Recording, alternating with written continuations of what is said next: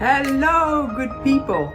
Thanks for joining me again. And if you're new to my channel, my name is Anne, and on my channel, I review foreign shows. You know what I usually say, right? We travel around the world sitting on our couches. How fun is that? You never know which country we're gonna end up next. Hi guys, thanks for joining me again. If you're new to my channel, welcome. My name is Anne, and on my channel, I review foreign international content. Today, I'm back to review Greenmathers and episode 15 and 16 finale. Wow, what an interesting series. I don't know about you, but it started off like Sky Castle. If you had seen that, it's about mothers who are just focused on making sure their kids are the best of the best. And then it seems like we turned and now they focused so much on the story about the mothers and who they are and the issues they're dealing with it. So I thought it was an interesting turn with the series, but I really enjoyed it. So in episode 15, we saw Young-mi actually goes to Yeon-pyo and gives her the USB thing and says, I have evidence here what my husband has been doing. He's abusive, he's crazy. Please use this because we need to make sure that he stays in jail. And clearly they do that. But really episode 15 and 16, they spent a lot of time on Chan-hyu, and I knew she'd get obviously in trouble because she was doing the administration of those IV medications and it was illegal. She used to be a nurse, and obviously Yeon-pyo's husband catches on who it is. And I thought it was crazy. By the way, who thought? Yeon-pyo is so naive. Like, don't you know what you're trying? You look like you're trying to help your friend, but you have to know that's called aiding and abetting. And she was so lucky that her husband is a policeman. Otherwise, should have ended up in jail the same as Chan-hyu, right? Like, what was she thinking? Even her husband is like, what is wrong with you? Anyway, I thought it was really heartbreaking when she had to say goodbye to her kids and then obviously had to go serve her time. She almost wanted to go to Canada, leave her kids there with her sister, and she had said she'd come back. I was wondering about that. I'm like, would she really come back? And obviously Yeon-pyo's husband, who's the policeman, caught on and they put her on a no-fly list, so she was not able to leave, right? So I thought that was interesting. And the fact that she went to Mansu to ask for money because she didn't have any money. And Mansu actually went and looked for the money, and the loan sharks would not give it to him because he didn't want to apply for a loan because his wife would have found out, right? And that would destroy his marriage.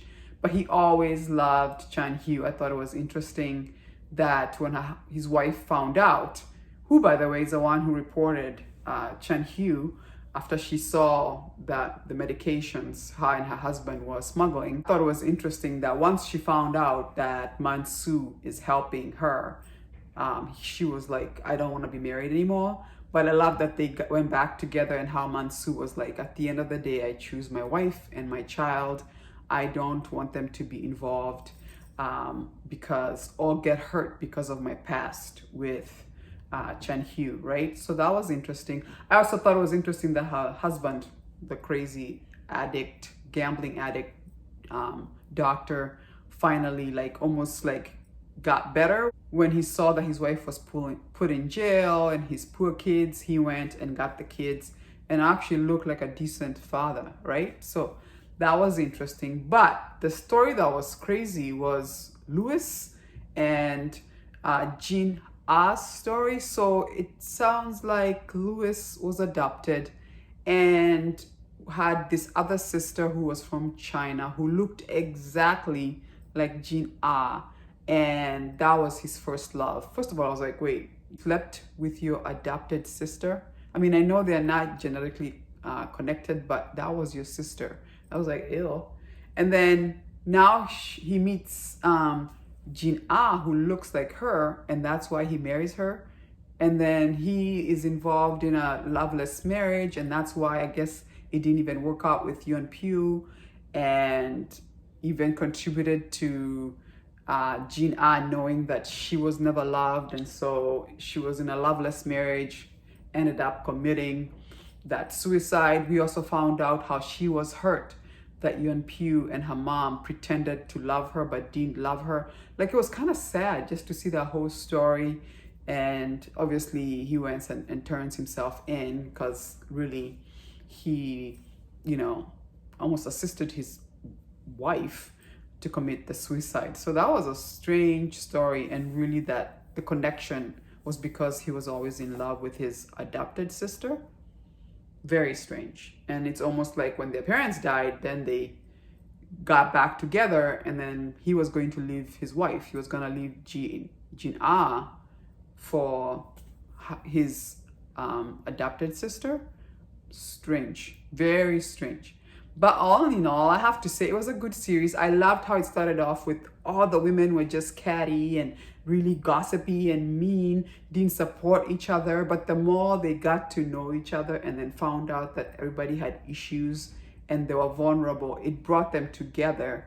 And in the end, really, all their struggles brought them together to support each other. And that was really nice to see. I mean, the fact that these two ended up as best friends when they were enemies was really cool to watch. So I would say it was a fantastic series. I loved it. At first, I thought they were just gonna stay in that lane of mothers trying to get their kids to the best schools. And then it took a turn. For me, I felt like now they focused more on the parents and forgot about the kids and all that was going on. And obviously we saw they both realized they had pushed their kids too far, and that's why they were suffering, which, by the way, we saw at the end. Yeon Pyo's son started talking, meaning almost like trauma has gone away. Like, let them be kids, let them live their life, let them enjoy themselves, right? Anyway, have you watched the finale? What do you think? Let me know in the comment section. I thought it was an excellent series, and especially showing like women relations and how if you're vulnerable and the other person is vulnerable, that there could be something beautiful that can be formed. But when we all stay in our corners and just being catty, it's so evil and it's so mean, and it doesn't help anybody. Anyway, thank you so much for joining me. If you like my video, give me a like, subscribe. It does help to support my channel. And I'll see you again when I'm reviewing another excellent foreign international show. Deuces.